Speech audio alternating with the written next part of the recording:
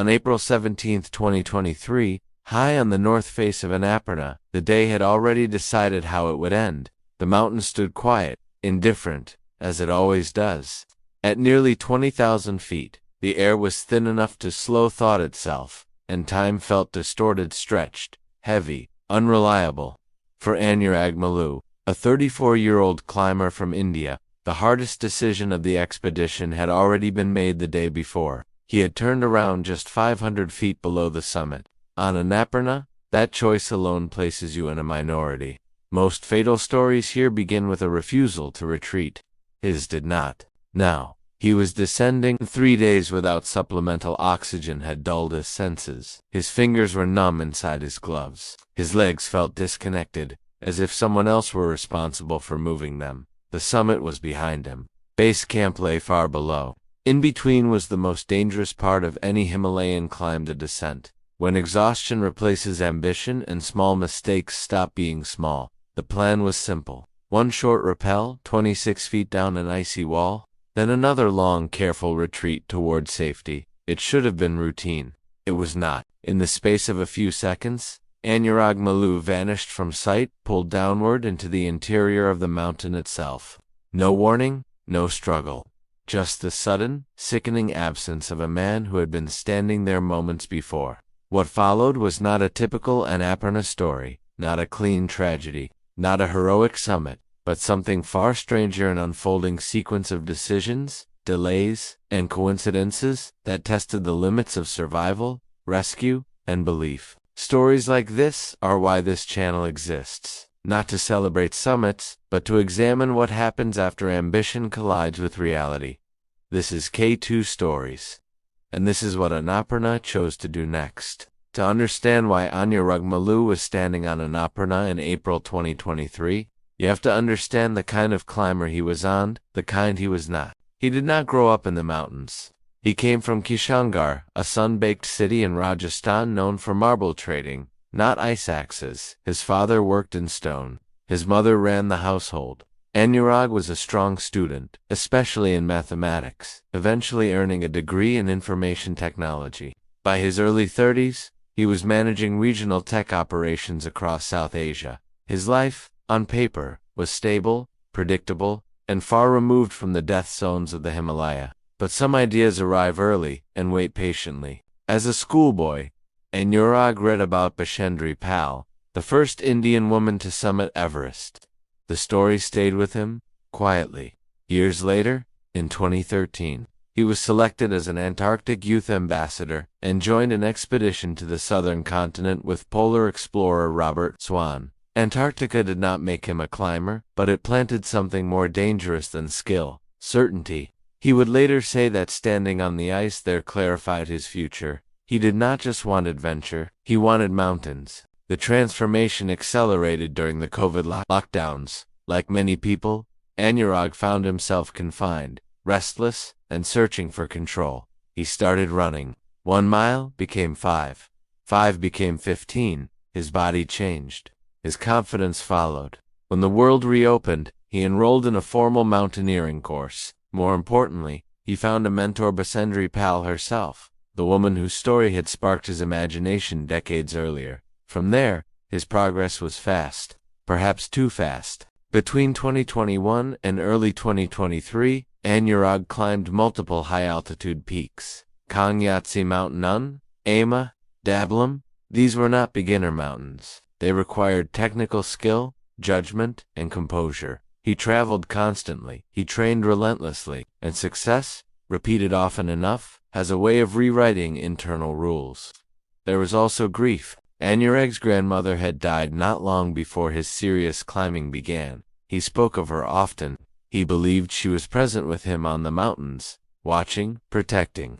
Each summit reinforced the feeling that he was being guided, shielded. Even it is not an uncommon belief at altitude, but it can be a dangerous one. By early 2023, Anurag set his goal clearly: the 14 8,000-meter peaks, the most demanding list in mountaineering.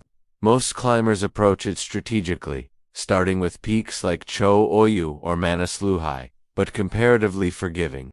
And he did not hide his reasoning. He said it openly. If he could survive the deadliest mountain first, the rest would follow. It sounded logical in the abstract. In practice, it ignored history. Annapurna is not a test of strength or endurance. It is a test of probability. Its slopes sit at angles where snow cannot rest safely. Its ice cliffs collapse without warning. Unlike Everest, where danger concentrates in specific sections, Annapurna offers no safe hours. From base camp to summit and back, exposure is constant. Statistics here are not suggestions. If 3 climbers summit Annapurna, 1 is unlikely to return. Anurag knew this. He accepted it. What he did not fully accept, what no climber ever truly does, is that Annapurna does not negotiate. It does not reward courage, and it does not care how much success you have carried with you from lower, kinder mountains. When Anurag stepped onto its slopes without supplemental oxygen, he was not making a dramatic statement. He was making a quiet assumption that he would manage, as he always had. Annapurna was waiting to test that assumption. The expedition followed a familiar structure, one that has been repeated on 8,000-meter peaks for decades. Acclimatize slowly, move deliberately, let the body learn what the mind already wants. Base camp sat around 13,500 feet, a temporary village of tents and quiet routines. From there, climbers moved up and down the mountain in stages: Camp 2, Camp 3, Camp 4, each rotation designed to teach the body how to survive where it was never meant to function. Anurag Malu did the work. He spent weeks on the mountain. He followed the plan, but there was one choice that quietly shaped everything that came after. He decided to climb without supplemental oxygen. At extreme altitude, oxygen is not a convenience. It is a margin. Without it, the body operates at a fraction of its normal capacity. Thought slows. Coordination deteriorates. Judgment becomes unreliable long before it feels impaired. Many climbers underestimate this because the decline is subtle. You do not feel stupid, you feel determined. Some reports later suggested that Anurag's decision may have been influenced by another climber on the expedition, also attempting an oxygen-less ascent.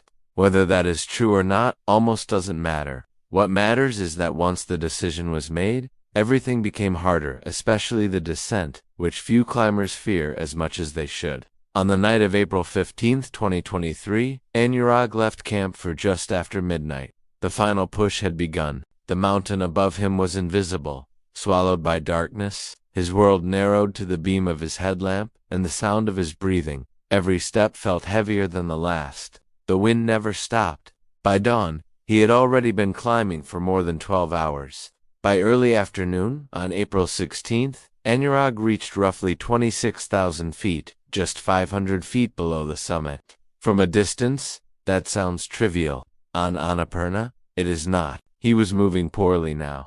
His cough, which had followed him for days, was violent and relentless. Each spasm stole air he could not afford to lose. His movements were slow, uncoordinated. His thoughts came in fragments. His lead guide, Rappel Sherpa, saw him from higher on the slope and understood the situation immediately. He radioed down, his message direct and unambiguous. At Anurag's pace, reaching the summit would take hours. That meant descending in darkness, exhausted, without oxygen, through the most dangerous sections of the route. The order was simple. Turn around. This is the moment where many stories on Annapurna end. Climbers argue, they push. They convince themselves that suffering is temporary and summits are permanent. Anurag did not argue. He turned back. Another climber passed him on the descent and later described his expression: disappointed, shaken, but compliant. He was doing the right thing. But the cost of that decision was already written on his body. At one point, he struggled to clip his own safety hook, a basic task made difficult by numb fingers and a fogged mind. By early evening, after more than 17 hours above 22,000 feet, Anurag and his partner reached Camp 4 again. He was alive, he was safe, and he believed, reasonably, that the most dangerous choices were behind him. That night, he slept. When morning came on April 17th, the mountain looked calmer, familiar, almost forgiving. That illusion would last only a few hours. Descending from extreme altitude is where discipline breaks down. Not because climbers stop caring, but because their bodies and minds are already depleted. Fatigue dulls vigilance. Oxygen deprivation narrows attention, and familiarity breeds a dangerous kind of comfort. On the morning of April 17th, Anurag Malu began his descent from Camp 4 with two other climbers, Dawa Sherpa and a Brazilian mountaineer, Moises Fiumancini. Like Anurag, Moises had attempted the summit without supplemental oxygen and had turned back just short of the top days earlier.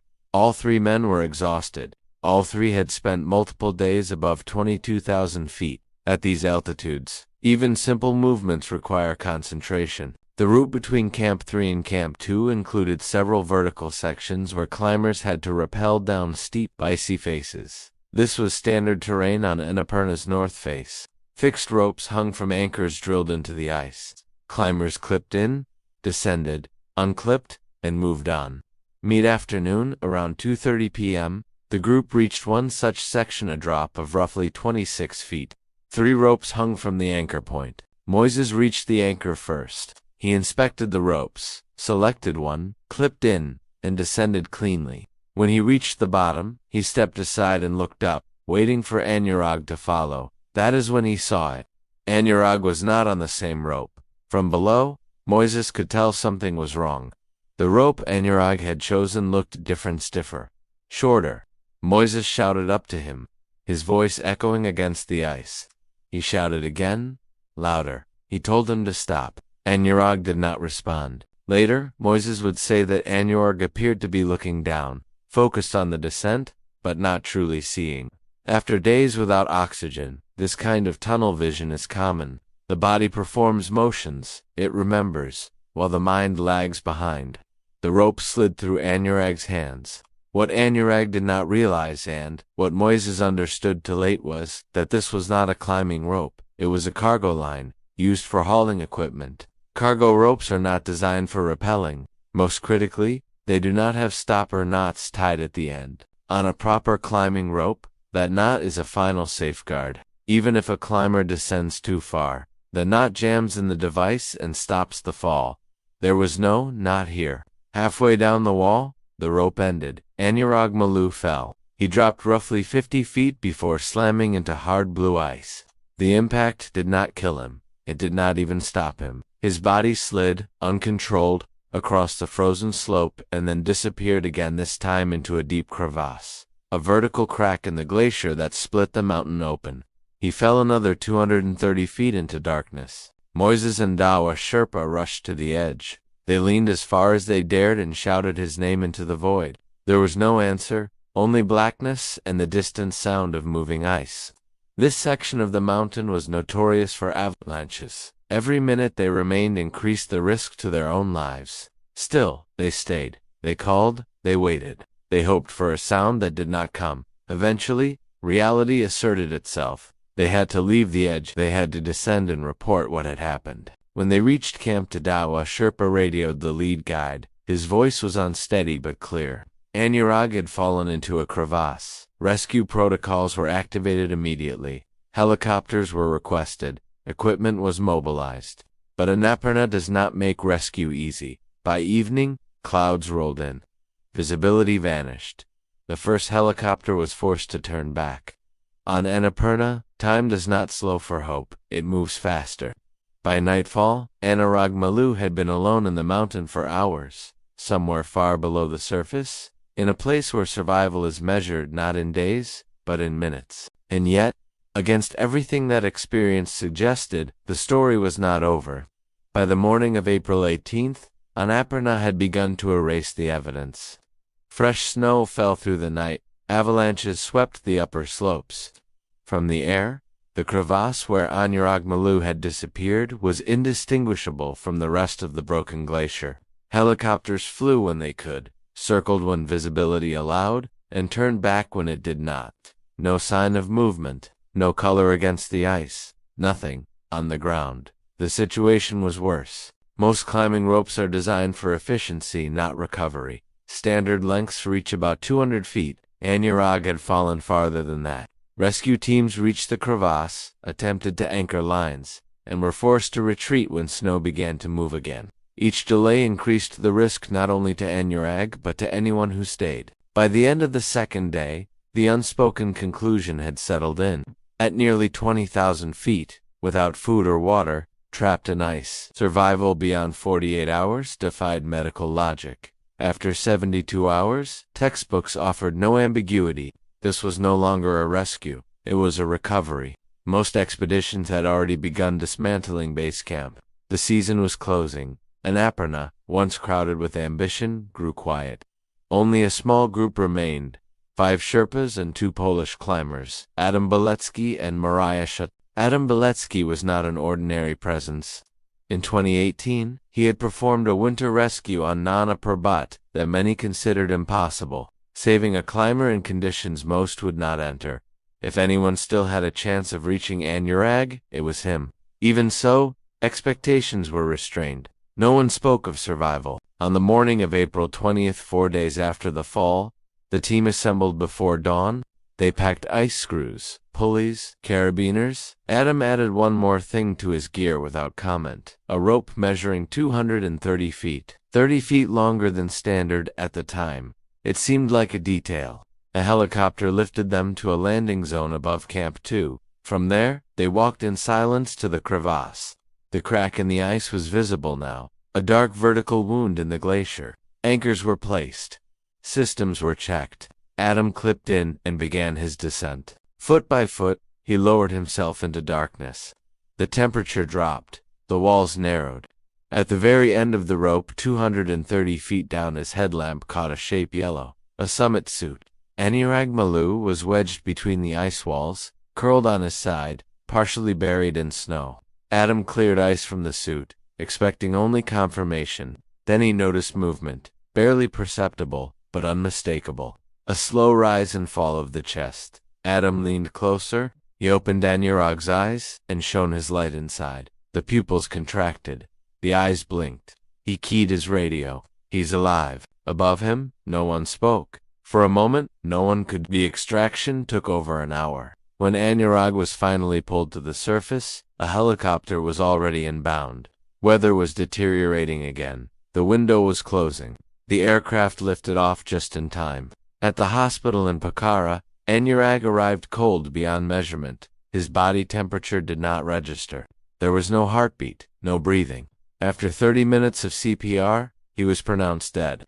That should have been the end. But his brother, waiting nearby, refused to accept it. He asked the doctors to continue. Not for minutes, for hours. For hours into continuous CPR, against protocol, against expectation, Anurag's heart began to beat. The cold that should have killed him had slowed everything: his metabolism, his oxygen needs, his decline. The mountain had not crushed him. It had preserved him. Survival, it seemed, had found one last opening. The cost would come later. Anurag Malu lived. But survival on a mountain like Annapurna is never a clean victory. When he was transferred to a major trauma center in Delhi, the full cost of those 4 days became clear. His body had endured oxygen deprivation, crushing impact, prolonged hypothermia, and pressure injuries that medicine usually associates with fatal outcomes. Organs failed and then slowly returned. His lungs struggled, his kidneys shut down and recovered. Large sections of tissue could not be saved. Over the following months, Anurag underwent multiple surgeries, including amputations and extensive skin grafts. Nearly half of his skin had to be replaced. For weeks he could not speak. For months he could not stand. The man who once moved confidently across Himalayan ridges had to relearn how to grip a spoon, how to write his own name, how to take a single step without falling. And yet, his mind remained intact. Against probability, his brain survived without significant damage. He remembered who he was. He recognized his family. He understood what had happened, even if large sections of time inside the crevasse were permanently erased. Recovery took nearly 200 days. When he finally returned home, he could walk. He could jog short distances, though even a few hundred meters left him breathless. His scars were permanent. So were the changes. What surprised many was not his physical recovery, but his psychological one. Anurag did not describe nightmares. He did not speak of fear. He spoke of growth. He said the mountain had sheltered him, protected him, sent him back. That belief unsettles some people. Others understand it instinctively. High mountains strip experience down to its most basic form. You live, or you do not. Meaning is assigned later. Looking at this story, it is difficult to ignore the chain of improbabilities. A climber who turned back at the right moment, a witness who saw the wrong rope, a crevasse that blocked wind instead of funneling it, a rescuer who carried a rope 30 feet longer than standard, a brother who refused to accept a death certificate. Remove any one link, and this ends very differently. Annapurna has killed legends. It does not lack for victims. That it released one is not evidence of mercy, only of chance. When Anurag was asked if he would climb again, he did not hesitate. He said yes, not out of defiance, but acceptance. The mountains had taken something from him, but they had also given him clarity. This is the final lesson Annapurna offers, the one it repeats quietly through every season. On Everest, on K2, on Annapurna. Reaching the summit is optional. Coming back alive is not. If you listen closely, the mountain is always telling you which matters more. This is K2 Stories.